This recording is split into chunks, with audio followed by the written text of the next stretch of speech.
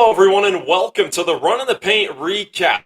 I'm Miles, and my goodness, was last night another ridiculously fun night of playoff basketball. A couple of second round series opening up with game one, and a couple of road teams getting the upset wins in game one of their series. So let's get right into it. As always, leave a like if you enjoy this video. You can hop down to the description down below to skip forward to whichever game you want to hear me talk about because both of these were fantastic and definitely require a lot of analysis here at this point in the results that we got. So first, let's start off with the Eastern happened last night. The 2-3 matchup, the New York Knicks versus the Boston Celtics. Now, going into this series, not expected to be that much of a competitive series for the most part. The Celtics dominated the Knicks throughout the regular season.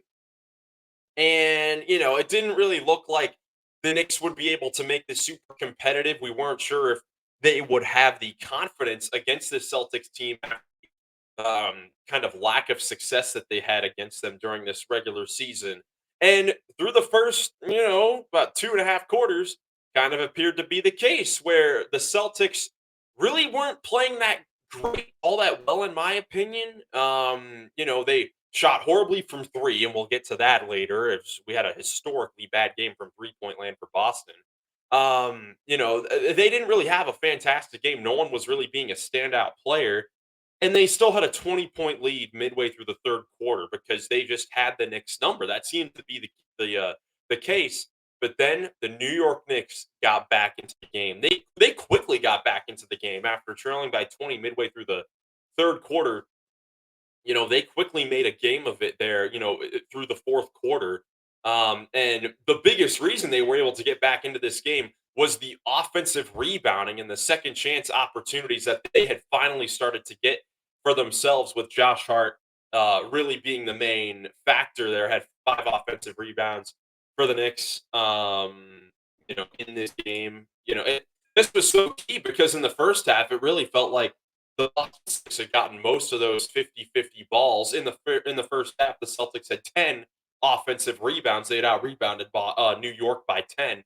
And once New York got on the glass a little bit more, whether it was Josh Hart, Karl Anthony Towns a little bit, they were able to start to get a rhythm going. Even when they were missing shots, they were getting those second chance opportunities, getting themselves good looks at the basket from 3-point range, and getting to the free throw line a decent amount as well. And that's how they got back into this game. And then on the Celtics side of things, they gave up those second chance opportunities and they kept hoisting up threes. Oh my goodness. It was ridiculous. The Celtics kept firing away from three. And we know that that's what they're going to do. They're going to live and die by the three. In this game, they died by the three. They shot 15 for 60 from downtown, 25%, missing 45 threes in a playoff game. And if that sounds crazy, it's because it's never happened before. This is the most missed threes in a playoff game for a team in NBA history. This game one versus the Knicks, they join with. Actually, the other top two records were set in these playoffs as well. Minnesota in game four against the Lakers when they missed 43s. That game they actually won. Miami also had it happen in their first round loss to Cleveland. But yeah, man, Boston just kept on hoisting threes. And I mean, it was just unbelievable. They had three players miss nine or more threes. That has to be some sort of record. You have Jason Tatum go 4 for 15 from three. And dude, near the end of the game, it felt like it was um, I don't know what you would call it, but it felt like it was a fourth quarter and overtime where Jason Tatum basically only took step back threes. He only took step back threes, and he kept on missing them for the most part. He went 4 for 15 from three. Derek White was 5 for 16 from three, and he was hoisting them up from the very start. Jalen Brown was 1 for 10 from three, and he missed his first nine. Both Brown and Tatum combined to shoot 14 for 43. Derek White goes 6 for 18.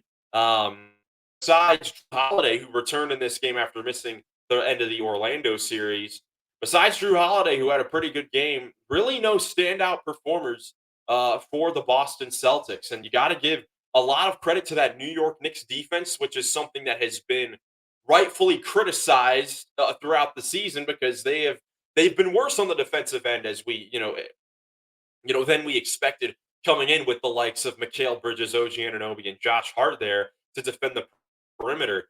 If they can defend the Celtics like they did tonight, they are going to have a shot in this series. They're going to have a shot in this series. This looks like the team with at least the defensive level that Bridges, Anunoby, and Hart gave, like the team that we thought would, be a championship contender here this season. That label has kind of been removed from that team because of the fact that they had lost every game to Boston, Cleveland, and Oklahoma City. They finally get a victory against the top team in the league, and it comes against Boston in game one. And I think the biggest reason was their defense. They forced the Celtics to take bad 3-point shots. Yes, the Celtics were hoisting them up, but the Knicks made things difficult. The Celtics didn't get a whole lot of wide open looks from outside. It was off the dribble, contested looks. If it was a catch and shoot three, it was a rushed look from Derek White, Al Horford across the board. So I think the Knicks did a terrific job on the defensive end of forcing the Celtics into taking a bunch of bad shots. But offensively, gotta give credit to OG Anunoby. He had a huge game with 29 points, hit 6 threes. It seemed like every single time that the Knicks needed a shot from 3-point range or a fast break opportunity, OG Anunoby was the guy to do it. And then in the fourth quarter, when the Knicks were really trying to get back in this game and make it close and them to take the lead, it was Jalen Brunson time, as it has been all season. Clutch player of the year for a reason. And he showed that throughout this game. He had 29 points, 5 of 9 from three. He was spectacular against really whatever defender that the Celtics put on him. And I'm sure he's going to be kicking himself over the missed opportunity at the end of regulation, because that would have been the number one thing that we would be talking about if the Celtics had won this game, was Jalen Brunson missing a wonderful floater, right at the rim there, a shot that he would make, 9 times out of 10. This just happened to be that one miss out of 10 that he missed. Um, it was a great play there, a tie game with about what, 3 seconds to go, 3 to 6 seconds to go. Towns fakes the handoff to Brunson. You go to Brunson on the back door, but Brunson just missed the shot. And luckily for them, they were able to keep up the defense in the overtime and get the victory, in game one. And in overtime, it was the defense of Mikal Bridges that really stood out in the entire overtime. His hustle was infectious. He only was 3 for 13 from the field, but it felt like he had an impact on this game, which is huge. I mean, he only had 8 points in 51 minutes, but he just had that impact out there. This really felt like one of the games that reminded me of Mikal Bridges back when he was with the Phoenix Suns on those early teams when they made it to the final years ago, and even that next year, when Mikal Bridges was second in Defensive Player of the Year. This had that sort of impact, and he was absolutely fantastic. And it was all summed up by that final play where he just rips the ball out of Jalen Brown's hands when they're trying for the last shot to tie the game and force a second overtime. So New York Knicks taking game one, man. Absolutely a shocker that they stole game one in Boston. Absolutely huge. Some things to note going forward are the fact that the Celtics played most of this game without Porzingis and Sam Hauser. Porzingis missed most of the game with an illness. That's what they called it. So we'll see if what his status is going forward in this year, because I still believe that Kristaps Porzingis, while he may not be their best player or even their second best player, he's their most important player. And if he's not available, I don't know if this team can win a championship. It certainly isn't the same scenario like last season where they could, breeze through the whole league without Kristaps Porzingis. And then they also had Sam Hauser bang knees with, I think, OG Anunoby, and he missed the rest of this game. They didn't even play him that much, only 4 minutes in the third quarter. But those are a couple things to watch going forward here. If you're the Boston Celtics, I wouldn't be too worried. I mean, you're still the overwhelming favorite in this series.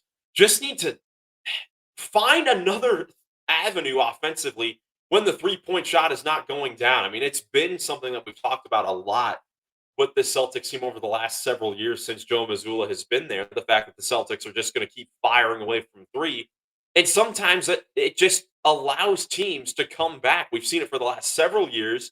And in this game, it happened where the Celtics just kept on firing away from three, and the Knicks came back and stole this game. and it's definitely a big victory for them. I loved the defensive game plan that they came out with. You'll catch it on our full run of the paint podcast episode where Nick and I previewed all these round two series, and in this series we talked about the New York Knicks and their drop coverage on the pick and rolls, on how no matter what, it always seems like Karl Anthony Towns is dropped back and Mitchell Robinson is also dropped back.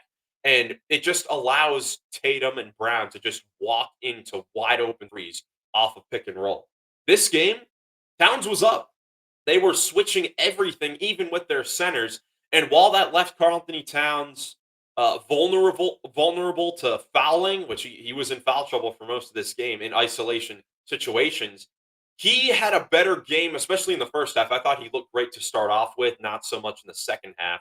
But I think that defense, you have to keep playing that defense. You have to make things difficult for Brown and Tatum and not allow them to just walk into wide open threes because, like we saw in the game all the way back on opening night between these two teams, when Towns was in drop coverage, Jason Tatum was cooking from 3-point range, and that's why the Celtics nailed 29 threes on opening night and or just had it rolling all game long. So if the Knicks can keep up that defense, they're going to be in a pretty good position. But the Boston Celtics, not too worried at all.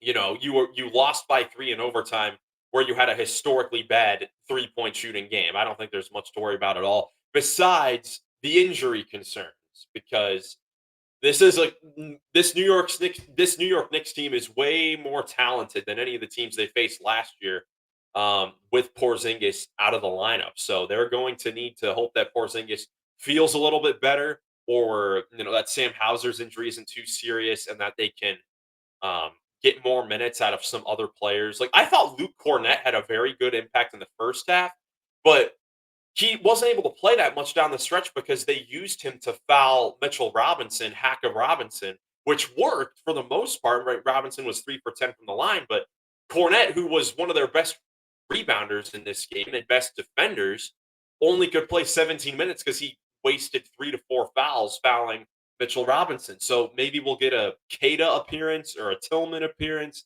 especially if Porzingis doesn't play. Of course, Horford played a lot with Porzingis out.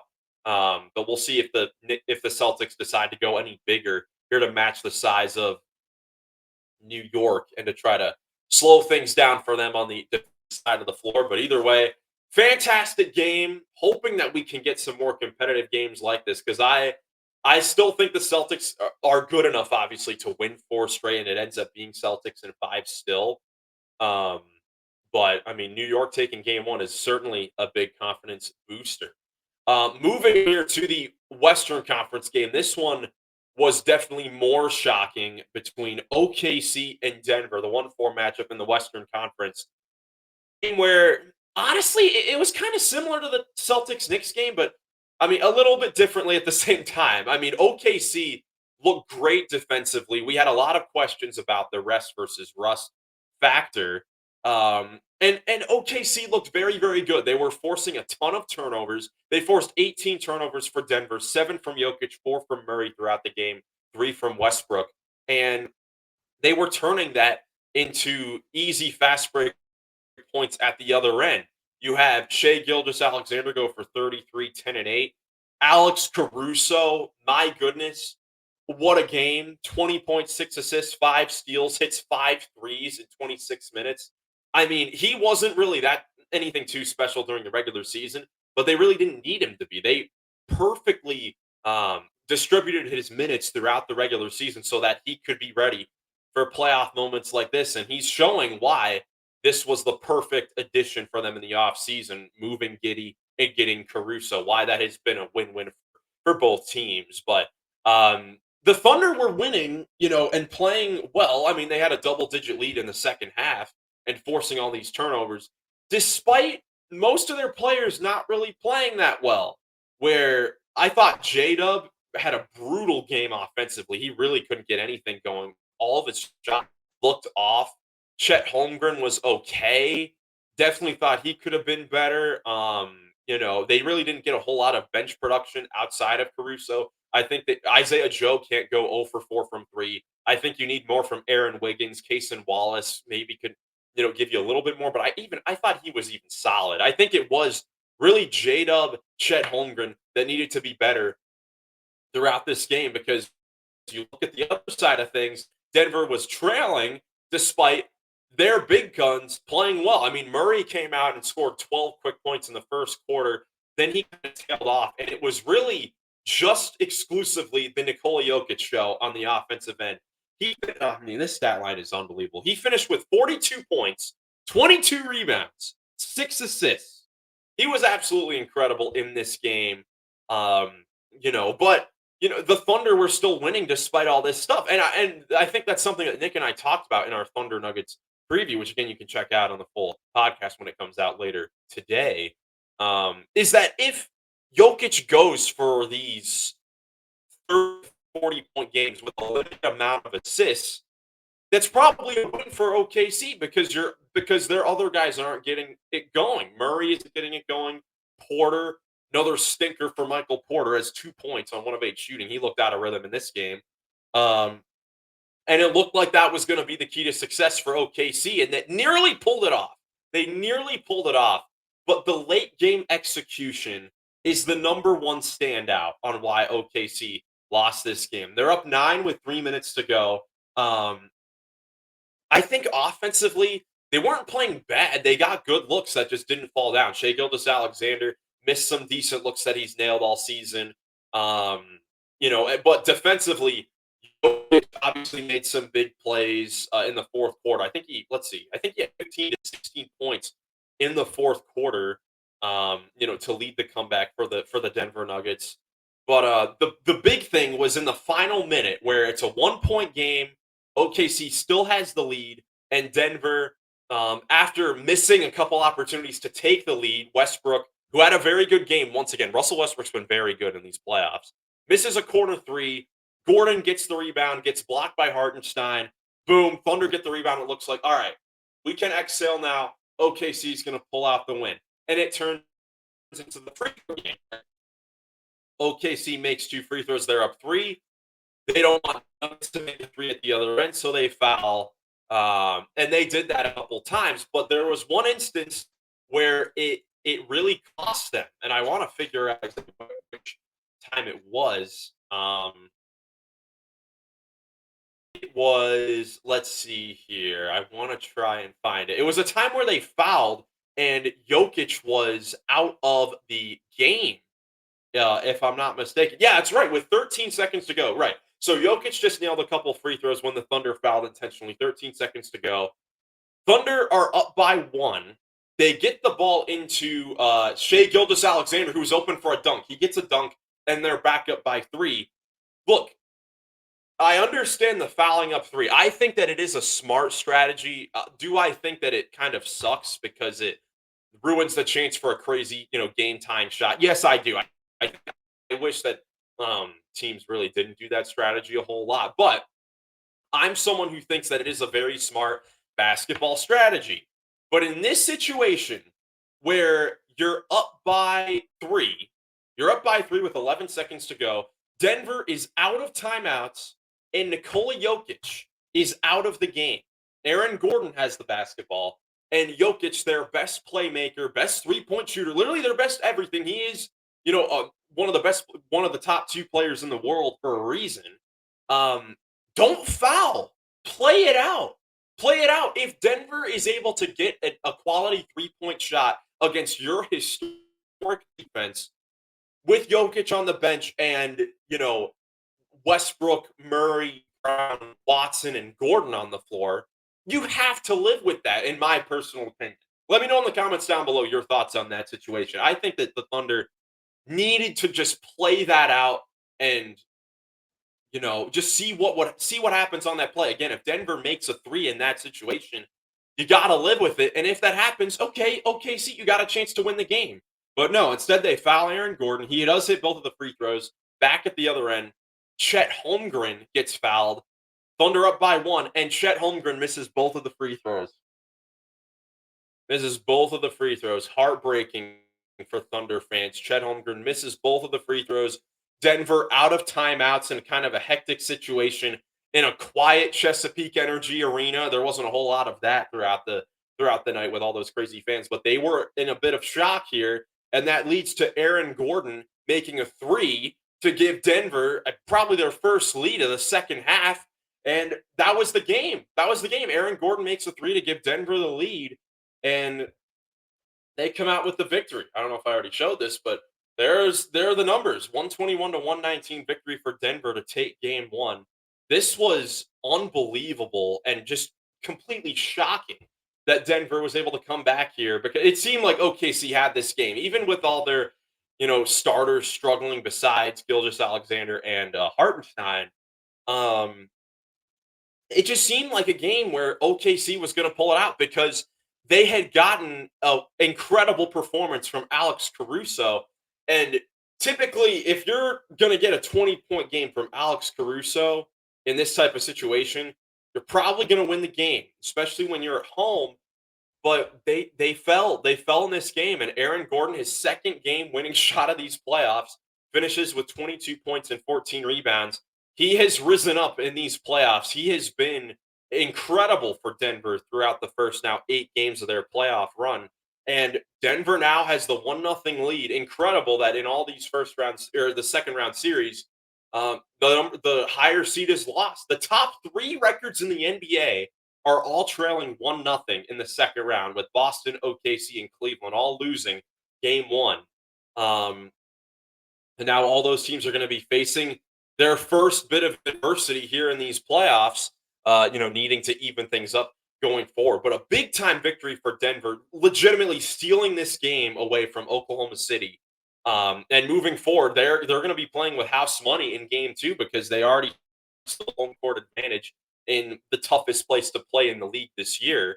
And if you're OKC, you need your guys to play better. I mean, it seems like it's one of those. It could be one of those situations where the rust definitely showed for someone like Jalen Williams, who shot 5 for 20 from the field, 2 for 9 from three, only had 16 points on 20 shot attempts. Um, I think he's someone that just needs to get back into rhythm and just play better. I think that if you can get Jalen Williams to play at the normal level that he plays at, then you should be fine because your defense was good enough to win you this game. Again, forcing those 8 turnovers, not really allowing anyone besides Jokic to get a rhythm offensively, throughout the entire course of the game. Gordon got it going late in the game. Westbrook was probably their second most consistent offensive player besides Jokic because Murray had 12 of the 21 points in the first quarter and then was kind of quiet after that on the offensive end. So very compelling first 2 games of these second round series. And man, oh man, absolutely fantastic that all 3 of the games in the second round so far have been very compelling and interesting and lots to analyze so far. Let me know your thoughts in the comments down below on New York Denver taking game one on the road. Looking ahead to tonight's games, couple big ones. Of course, all these games are big ones at this point. But first up, at 7 o'clock on TNT, it is going to be game 2 of the Pacers-Cavs series, with Indiana stealing game 1, Cleveland looking to even things up at 1 game apiece. It's going to be difficult. DeAndre Hunter and Evan Mobley both added to the injury report. They're going to be questionable alongside Darius Garland. Indiana trying to take what would be a shocking 2-0 lead in that series.